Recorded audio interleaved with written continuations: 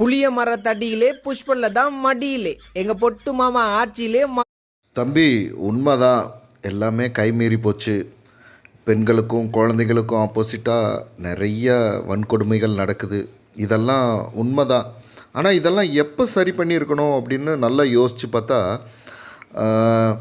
இன்றைக்கி திமுகவில் முக்கிய தலைவராக இருக்கக்கூடிய அவர் 25 வருஷத்துக்கு முன்னாடி ரேப் அட்டன் பண்ணார். அன்னைக்கு அறுத்து விட்டுருந்தோம்னு வைங்களேன், இன்றைக்கி கண்டிப்பாக இன்றைக்கி இருக்கிறவங்க அதுக்கப்புறம் வரவங்க பயந்து இருந்திருப்பாங்க.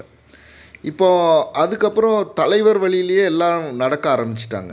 ஆக்சுவலாக ஒரு பாரம்பரிய கட்சியோட பின்னணி இருந்துச்சுன்னா எப்பேற்பட்ட தப்பு பண்ணாலும் தப்பிச்சிடலாங்கிற எண்ணம் இன்றைக்கி ரெஜிஸ்டர் ஆகிடுச்சு. அதனால் நிறைய கிரிமினல்கள் வளர்ந்துட்டாங்க. அது வளர்ந்தே போச்சு. அது படிப்படியாக தான் நம்ம சரியாகும். இந்த 50 வருஷத்தில் திமுக நமக்கு கற்றுக் கொடுத்துருக்கிறது